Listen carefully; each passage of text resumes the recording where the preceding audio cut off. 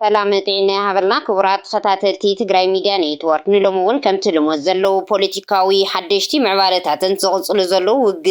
أب منغو فانون مكالاكيان زلو لو تتاتن دهيبنا حدت حستو أدالينا لكم اللنا أب كل المحارة أب منغو فانون مكالاكيان يغصل زلو أب جام غندرن أب لعلي مكالاكيا كبيد كسارة أب إحنا خولو حيلتات فانو نحبر يوم أب معرفة أير بحر دارون بفيدرال بوليس كومودما متما كبير قدات كم زوجحو تجلي صلهم إذا خمسين حلو حدا كاب أولا سرايت بلصقنا زخنا وتهدر ويلخي عدو مكلاكيا نرد لنا زبلك الفيز سحاب فيديو أبي محورة ميديا كابن نابن كزرقحو عيدلهم كنغرب لكم هنا خالقيت دما أبي حمور أبزنا بدمك أزود زمرح أخيوات ما زابلتي أمملاس زملكت أب مقربنا ذكر كوينهم حز دما بزعبا قداي محدران حيلت تنزولو نجر دما بصحنا لهم كنغرب لكم هنا أبي تجري أبز خلت معلتي بزعوا وجه استبهالة تتكامنت مريت نجنرالات تجري دما بيروت مورهي ولا لهم لعلوا بعض سلطان جزيو من محدار تجري ون بتمساسالي أبتو قداي مورهي وملو توسخي كلون نايوم بورد مرز إثيوبيا مس توكلتي ودبات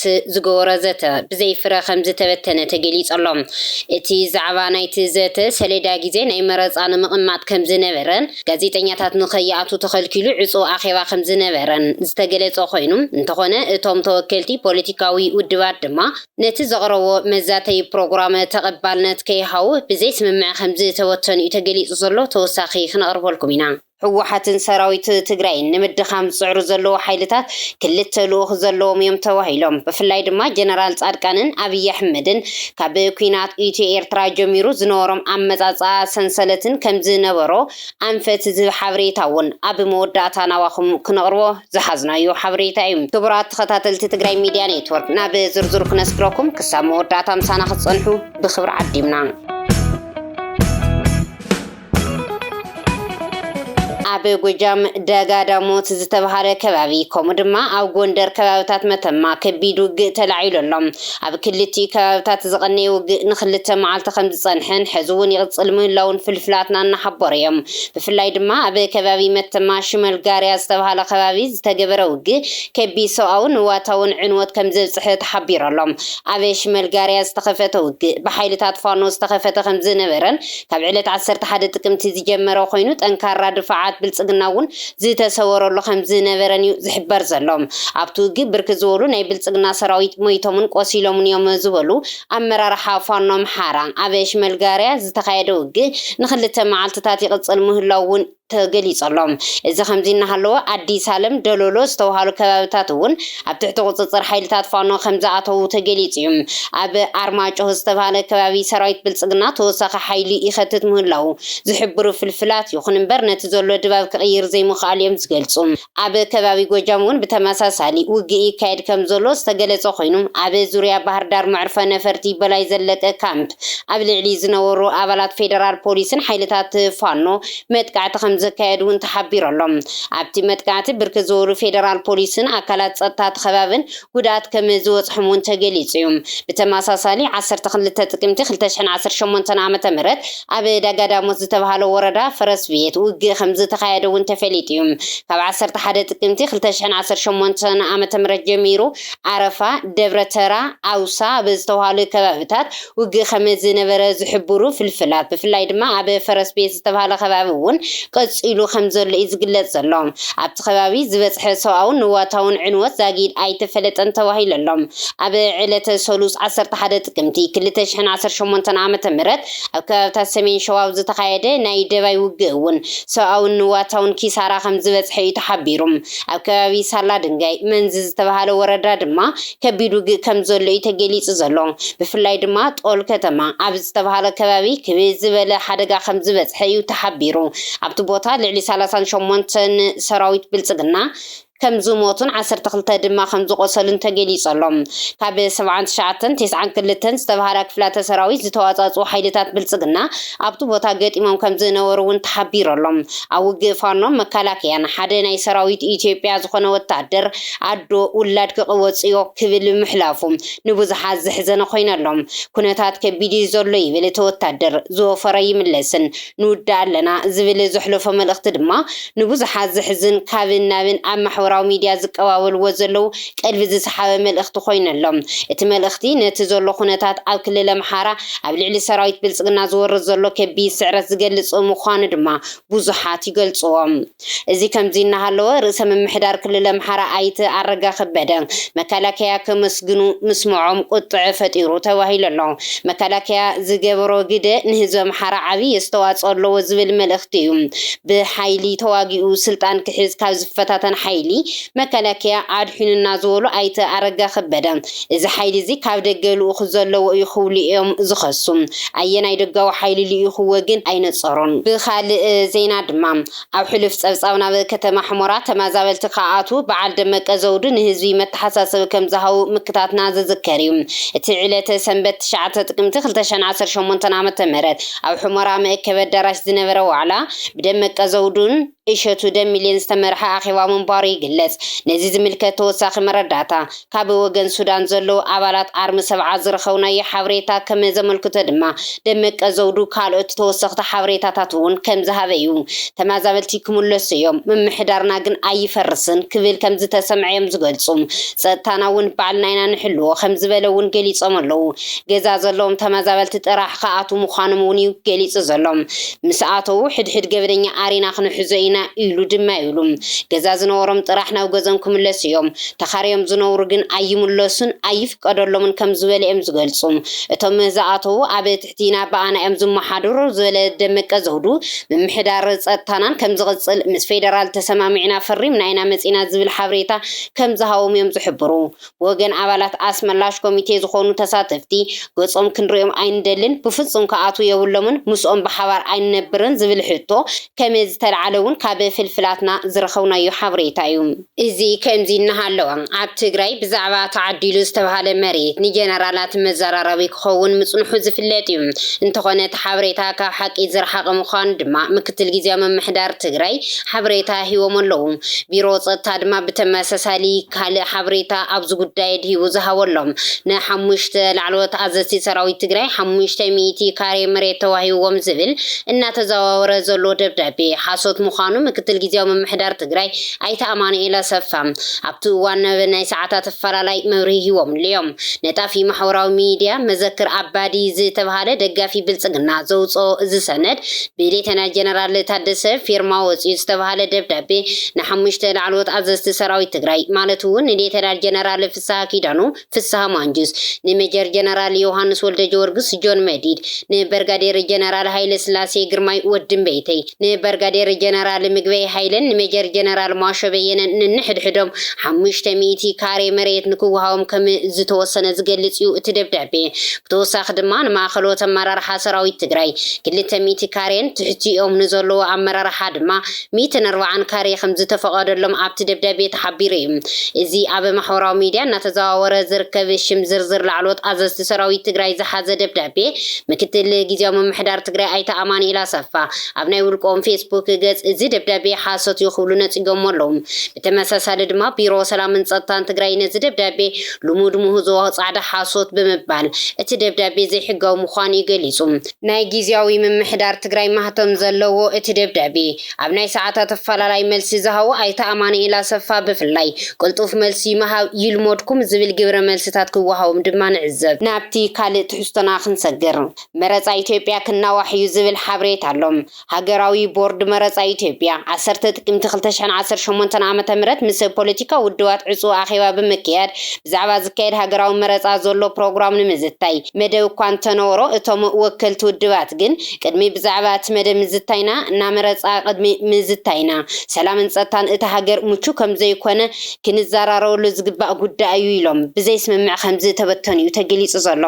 ሃገራዊ ቦርድ መረፃ ኢትዮጵያ ኣብቲ ዘዳለወ መደብ ዘተ ሃገራዊ መረፃ ግዜ ሰሌዳ ንምቕማጥ ዘደሃ ዝተሃበ ዝተባሃለ ዘተ ምስ ፖለቲካ ውድባት ተቃውሞ ከም ዘጋጠሞ ተፈሊጡ ዘሎ እቲ ጋዜጠኛታት ዘግለለ ምስ ወከልቲ ፖለቲካ ውድባትን ክግበር ዝተሓሰበ ብቦርድ መረፃ ኢትዮጵያ ዝተዳለወ ዘተ ናይ ግዜ ሰሌዳ ንምቕማጽ እንተነበረውን ኣብቲ ዘተ ዝተሳተፉ ወከልቲ ፖለቲካ ውድባት ግን ቦርድ መረፃ ኢትዮጵያ ውድባትን ኣብቲ ሃገር ምርጫ ንምክያድ ዝምቹ ኩነታት ንምድላው ዝጥዕሞም ግዜ የለን ከም ዝበልዎ ተገሊጹ ሰላምን ጸጥታን ይንገስ ፈለማ ፖለቲካዊ ሃዋህው ይዓሪ ተጸባተ ሓይልታት ኣብ ስምምዕ ይውጽሑ ብዝብል ብዘይ ስምምዕ ከም ዝተበተነ ተሓቢሮሎም ወከልቲ ፖለቲካዊ ውድባት ንመራሕቲ ቦርድ መረፃ ኢትዮጵያ ዘቕረብዎ ተቃውሞ ኢትዮጵያ ኣብ ዝሕዚ ዘላቶ ኩነታት ብመንጽር ሰላምን ድሕነትን ናጻን ፍትሓውን ሃገር ለኸ መረፃ ኣብ ምክያድ ኣብ ትኽለሉ ኩነታት የላን ዝብል እዩ መብዛሕትአን ውድባት ብፍላይ ድማ ኣብ ክልላት ኣምሓራ ኦሮሚያ ትግራይ ኩነታት ጸጥታን ኣሳታፊ መረፃ ንምክያድ ምቹ ከም ዘይኮና ብምግላጽ እቲ ኣኼባ ብዘይ ስምምዕ ክብተን ከም ዝኽኣለ እዮም ዝገልጹ ፍልፍላትና እዚ ከምዚ እናሃለዎ በዓል ኣይተ ጌታቸው ረዳ ዝሓዝዎ ኣምባሳደር ሬድዋን ሁሴን ዝመርሖ ጉጅለ ልኡኽ ብልጽግና ብተመሳሳሊ ናብ ጉንባር ቢሮ ምኻዱ ምሕባርና ዝዝከር ኮይኑ ምኽየዱ ምኽንያት ድማ ኣብቲ ከባቢ ንዘሎ ነባሪ ካብ ብልጽግና ርሒቑ ዝብል እምነት ስለ ዘሎ ነቲ ህዝቢ ኣብ ጎኖም ንምግባር ዝዓለመ ከም ዝነበረ እዮም ፍልፍላትና ዘረዱ ኣይተ ጌታቸው ረዳ ምስ ጀነራል ጻድቃን ገብረትንሳኤ እውን ኣብዚ ሰሙን ኣብ ክልል ኦሮሚያ ምስ ሰበስልጣን ብልጽግና እንትጉብኒው ተራ እዮም ኣብ ልዕሊ ሰራዊት ትግራይን ህወሓትን ኣብዚ ሰሙን ብወገነ ብብልጽግና ዘለዎ ኣካላት ሰዓውቶምን ብርክት ዝበሉ ክስታት ክካየዱ ምጽንሖምን ዝፍለጥ እዩ ብኻልእ ገጽቶም ካብ ትግራይ ዝኸዱ ሕዚ ምስ ብልጽግና ወጊኖም ዘለዉ ተጋሩ ኣብቲ ብልጽግና ክኸፍቶ ዝሸባሸበሉ ዘለዉ ባይታ ዘንጽፉ ኣካላት ምዃኖም እውን ይዝረበሎም ኣሎም እንተኾነ ኣብይ ኣሕመድ ንባዕሎም እውን ሓይኹ ዝድርብዮም ሰባት ምዃኖም ካብ ሕሉፍ ምምሃር ይኸብድን ዝብል ቅድም ኢሉ እውን ዝወሃው ዝጸንሐ ርእይቶታት ሕዚ እውን ምስ መርትዖታቱ ኣብ ምቕራብ ከም ዘለውን ዝፍለጥ እዩ ናብ ብልጽግና ከይዶም ዘለዉ ተጋሩ ዕጻት ይምለም ኣለዎም ዝብል ኣብ ማሕበራዊ ሚድያ ዝረኸብናዮ ጽሑፍ ነዚ ዘራጉድ እዩ እዚ ከምዚ እናሃለዎ ብፍላይ ድማ በዓል ጀነራል ጻድቃን ምስቲ ኢህኣደግ ንምፍራስ ጠንካራ ውዳበ ዝነበሮ ውዳበ ይምለማ ካብ ትግራይን ኢትዮጵያን ዝዘለለ ካልእ ናይ ሕብረት ልኡኽ ኣለዎ ዝብል ሓበሬታ ድማ ኣሎ እቲ ሓበሬታ ጀነራል ጻድቃን ምስኡ ውስናትን ነዊሕ ሰንሰለት ዘሎ ውሽጣዊ ሕብረቱ ዝጠንከረ ካብ ኢትዮጵያ ዝዘለለ ልኡኽ ኣለዎ ዝብል እዩ ኣብቲ ዝሓለፈ ሰሙን ኣብ ትግራይ ዓብይ ስልጣን ዝነበሮም ተጋሩ ሕዚ ምስ ብልጽግና ዘለዉ ናብ ሚድያ ቀሪቦም መብርሂ ክህቡ ዝስምዑ ነይሮም ይብል እቲ ጸሓፋይ ካብቲ ኣብዚ ሰሙን ናብ ሚድያ ዝተቐልቀሉ ጀነራል ጻድቃን ገብረትንሳኤ ከምኡ ድማ ኣሰፋ ብርሃን ዝበገስ ለመጻኢኦም መርትዖለኒ ዝብል እቲ ጸሓፊ ኣቐዲሞም ሙሉ ህይወቶም ንትግራይ ዝተዋግኡ ኣብ ኢትዮጵያ ከምኡውን ኣብ ትግራይ ኣብ ዝተፈላለየ ሓላፍነት ዝነበሩ እዮም ካብ ጀነራል ጻድቃን ክሳብ ኣሰፋ ብርሃ ካብ ጌታቸው ረዳ ክሳብ ሳሞራ የኑስ ኣብ ትግራይ ህወሓት ከምኡውን ኣብ ላዕለዎት ኣመራርሓ ሰራዊት ትግራይ ዘለዎም ኣሉታዊ ኣረኣእያ እናሰማዕናዮ እናረኣናዮ ንመጾ ዘለና ነገር ይብል ኣብ ዝቐረባ ዝገበርዎ ድማ ዝተዋደደ ይመስል ዝብል እቲ ጸሓፋይ ንምንታይ ክንድዚ ዝኣክል ንምጽላም ርሕቐት ከይዶም ዝብል ካሊእ ጉዳይ ኮይኑ ንሕና ግን ኣብቲ ስርዓት ተጸጊዖም ጸኒሖም ናይ ዘለዎም ተልእኾን ክዕውትዎ ዝደለዮ ዓላማን የገድሰና ይብል እዚ ጉጅለ እዚ ካብ ፈጣጥሩኡ ንዕቐት ዝበሃል ባህር ኣለዎ ይብል ካብዛ አንጻር ክንሪኦ ከለና እቲ ጉጅለ ኣብ ክልተ ምዕራፍ ክኽፈል ዝኽእል እዩ ይብል እቲ ፈለማ ህወሓት ንምድኻም ዝነበረ ዕላማ ብኣይተ ጌታቸው ረዳ ዝተመስረተ ካልኣይ እቲ ምስ ተዳኸመ ንምውዳእ ዝተመስረተ ምዃኑ ይገልጽ ጀነራል ጻድቃን ገብረትንሳኤ ኣብ ክልቲኡ ጉጅለ ዘሎ እዩ ይብል እቲ ንህወሓት ንምድኻም ዝነበረ ጉጅለ ካብቲ ኣብ ፕሪቶሪያ ዝተፈራረመ ስምምዕ ብድሕሪኡ እውን ኣብ ህወሓት ውሽጢ ኮይኑ ነቲ መዋቕር ንምድኻም ነይሩ ልኡኽቱ እዚ ድማ ከምቲ ቲም ለማ ኢህኣደግ ዝገበርዎ ዓይነት እዩ ፈለማ እንተተኻኢሉ ህወሓት ንምቁፅጻር ዕላማ ዝነበረ እዩ እዚ ድማ ህወሓት ምስ ተቆጻጸሩ ካብ ውሽጢ ኮይኑ ንምድኻም ከምኡውን ኣብ ካልኣይ ደረጃ ነቲ መዋቕር ብምፍራስን ብኻልእ ንምትካእን እዩ ይብል ካልእ እቲ ዝፍለጥ ብልጽግና እዩ ዝብል እቲ ጸሓፋይ በዚ ድማ ክልቲኦም ናይ ምድኻም ምፍራስን ዕላማታት ኣብ መቐለ እናተፃወተ ዝነበረ እቲ ጽግዕተኛ መዋቕር ኣብ ከይዲ ቦታና ሰኣነ መወዳቱ ናብ ኣዲስ ኣበባ ምኻዱ ናብ ናይ ብልጽግና ጓዳ ከኣቱ ክኢሉ እዩ ይብል ናይዚ ጉጅለ ታሪኻዊ ኣመሰራርታ ንብዙሓት ምሽጥራ ይኮነን ብምባል ድማ ብፍላይ ኣብ 4 ኪሎ ሎሚ ጎኒኖም ወፂኦም ዘለዉ ናይ ብልጽግና ሰባት ምስ ከም ጀነራል ጻድቃን ዝኣመሰሉ ናይ ሕወሓት ሰባት ዝነበሮም ርክብ ዝጸንሐ ከም ዝነበረ እንተተዛረበ እውን ዝኣምነ ይርከብን ይብል ምስ ስለያ ኣሜሪካ ዝጸንሐ ርክብ ኣሎ ኣብይ ኣሕመድ ኣብ ኩናት ኢትዮ ኤርትራ ናይ ሓደ ኣዛዚ ሰራዊት ሬድዮ ኦፕሬተር ነይሩ ኣብቲ እዋን እቲ ጀነራል ጻድቃን ድማ ኣብ ስምሪት ዓብይ ግደ ዝነበረ ሰብ እዩ ሽዑ ብዓይኒ ኢትዮጵያን ትረአዩ ብሕውእ ግን ካልእ ዕላማ ነይርዎ ይብል ጀነራል ጻድቃን ገብረትንሳኤ ካብ ኢትዮጵያ ሓሊፉ እውን ንኻልኦት እውን ኣብ ምልኣኽን ኣጽዋር ኣብ ምምልላስን ብውሽጢ ተሰሪዑ ዝሰርሕ እዩ ዝብል እቲ ጸሓፋይ ናብዚ ጉጅለ እዚ ድማ ሓውሲ የብርሃ ኣሰፋ ብርሃ እውን ተሓዊስዎ ተዋዲዶም ከም ዝሰርሑ ዝገልጽ ኣብቲ ጀነራል ጻድቃን ሕውእ ልኡኽን ስራሕን ኣለዎ ዝበሎ እቲ ጸሓፋይ ኣርከበ ዕቑባይ እውን ብሕውእ ዝሰርሐሉ ምዃኑ እውን ይሕመ እዩ ይብል ኣብዚ ጉጅለ እቶም ኢህኣደግ ንምውዳቕ ዓብዪ ሚና ዘለዎም ቲም ለማ እውን ዓብዪ ኣስተዋፅኦ ከም ዝነበሮምን ሕዚ እውን ዋላ እውን ካብ ስልጣን ብሰንኪ ኣብይ ኣሕመድ ይፈራረሱ ኣብቲ ስራሕ ግን ሞልዮም ከም ዘይጠፍኡ ምስኦም ከም ዝሰርሑን እውን ይገልጽ እዩ እቲ ናይ ጌታቸው ጉጅለ ድማ ከም ቲም ለማ ዓይነት ስልጣናዊ ጉጅለ እዩ ይብል ዕላምኡ ድማ ሕወሓት ብምፍራስ ነቲ ስልጣን ናብ 4 ኪሎ ምስሌነታትን ምርካብ ነይሩ ቅድሚ ሕዚ ትግራይ ብሓይሊ ኮራ ዝበለ ብልጽግና ሕልሙ ብሰራዊት ትግራይ ምስ ጠፍአ ካልእ ኣማራጺ ክደልዩ ገስጊሱ ዝብል እቲ ጸሓፊ ነቲ ኣብ ፕሪቶሪያ ዝተፈራረመ ስምምዕ ውዕሊ ፕሪቶሪያ ከም መእተው ብምጥቃም ብኻልእ ብዘይ ተኽሲ ድምፂ ንምንብርካኽ ይቐፂሉ ብልጽግና ኣብ መቐለ ብውክልና ኣቢሉ ክሳብ ኣዲስ ኣበባ ዝፈጠሮ ስርዓት ዝዘርግሖ ምሽጥራዊ ሰንሰለት ተጠቒሙ ሕወሓት ንምድኻም ሰራዊት ትግራይ ንምፍራስን ዝገበሮ ጻዕሪ እንሆ ይቕጽለሎ ይብል እንተኾነ ይተዓወተን ይብል እቲ ጸሓፋይ ብልጽግና ዝተፈላለየ ስልትታት እናፈጠረ ምፍታኑ ሽቶ ይበቕዕን ድማ ይብል እዚ ብምዃኑ እውን ንናይ ትግራይ ሓይሊ ሓንሳብ ምስ ፋኖ ሓንሳብ ምስ ሻዕብያ ብምርኻብ ኣብ ትግራይ ካልኣይ ኩናት ምፍጣር ዝኽእል ፕሮፓጋንዳ ዝህብ ዘሎ ይብል ዝቕጽል እንታይ ከም ዝኸውን ግዜ ዝምልሶ እኳ እንተኾነ ናይ ብልጽግና በብግዜኡ ሓድሽ መጻወቲ ካርድና መዘዘ ምምጽእ ግን መወዳእታ ዘይብሉ ምዃኑ ዝፍለጥ እዩ ብምባል ይዛዝሞ ክቡራት ተኸታተልቲ ትግራይ ሚድያ ኔትወርክ ነሰዓት ዘዳለናልኩም እዋናዊ ዛዕባ ነዚኦም ይመስሉ ነይሮም ንምክትታልኩም ካብ ልቢ ነመስግን ሰላም